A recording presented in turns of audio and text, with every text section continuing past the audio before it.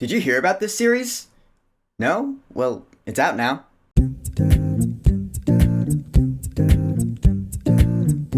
Skull Island. So Skull Island is a new anime series on Netflix, and it is actually part of Legendary's MonsterVerse. You know, that cinematic franchise with Godzilla, Kong Skull Island, Godzilla vs. Kong. This is the first series set in this universe, and it's an anime. Alright, I guess that makes sense. It takes place in the early 90s, and we have this crew of people on a boat that gets shipwrecked on Skull Island, not unlike Tomb Raider. And you know Skull Island, it's got a lot of crazy monsters, and King Kong lives there, and now our main characters have to survive. I'll be honest, I actually really enjoyed this little series. I mean, it's just 8 episodes, and each episode is like 20-something minutes long, so you can binge the whole thing in like less than 4 hours. It's not a really long season at all, which makes it a pretty good casual watch. And I like the characters. Let's face it, when it comes to this MonsterVerse franchise, the characters do tend to be hit or miss. At least with me, I either like them or they bore the hell out of me. In this little Skull Island series, I thought the characters were pretty good. I'd say our main character is Charlie. He's 17 years old, he's the son of the ship's captain. And also I like the fact that Charlie's voiced by Nicholas Cantu, who is the voice of Leonardo in the upcoming Teenage Mutant Ninja Turtles movie, Mutant Mayhem. That's cool. And so Charlie and his best friend Mike are pretty much the two main characters in the show. And I like them, they're funny, they have banter back and forth. They bicker over how things should go down because they're like, holy crap, we're on this island of huge monsters now, what do we do? They end up meeting this girl named Annie, who's voiced by Mae Whitman, which is great. Because right when she started talking, I was like, yup, that is Amity Blight from the Owl House, that is Katara from Avatar The Last Airbender, and of course, Roxy from Scott Pilgrim, can't forget that. Mae Whitman's a badass. And Annie is a badass. She actually grew up on like another island that wasn't Skull Island, I guess, but now she just knows how to throw down and beat up monsters and bad guys. Her best friend is this big dog-like creature that she just calls Dog. Yeah, the thing's name is Dog. And so Charlie, Mike, and Annie have their adventure on Skull Island. Meanwhile, Charlie's father, the ship captain, who just ends up going by Cap, he has his own story arc. He ends up meeting a woman named Irene and her group of mercenaries. And so for a good chunk of the series, we have two stories going on with two different groups of characters. And like any monster story, that could end up being really boring because you just want to see the monsters all the time. Luckily, I was rarely bored in this show. I did get a little bored around the penultimate episode, I'm not gonna lie, because it does something different that kind of deviates from the main story. I'm not gonna spoil it, but it does. But other than that, these characters actually kept me pretty interested, surprisingly even. Again, I like the banter that goes on between Charlie and Mike and Annie. Are all boys as useless as you?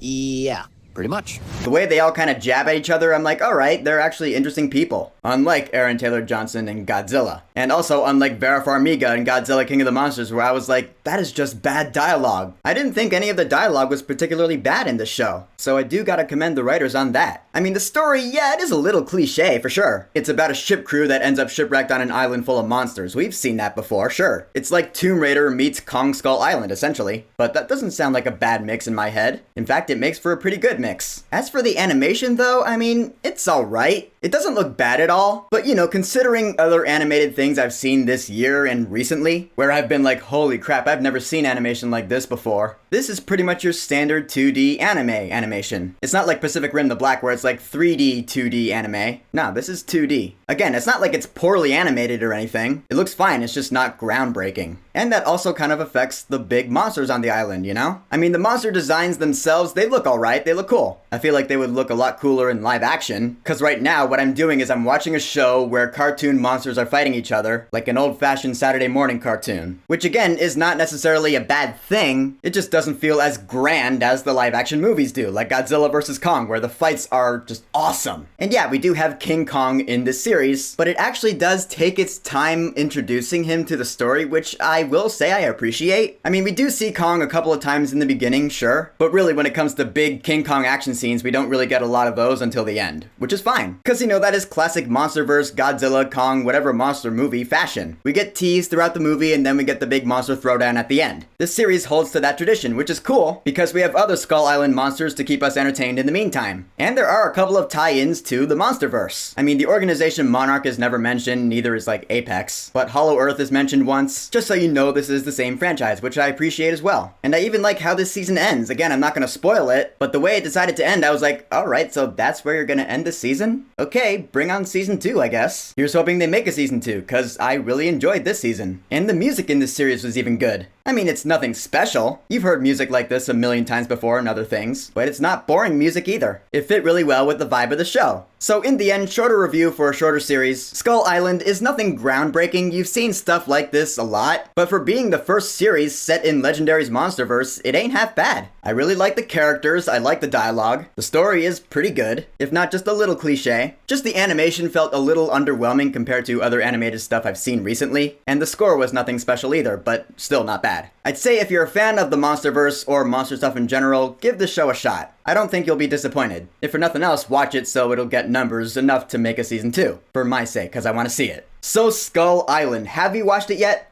What are your thoughts on it? And what is your favorite installment of Legendary's Monsterverse so far? Whatever you think, go ahead and leave a comment. And of course, thank you for subscribing. Peace!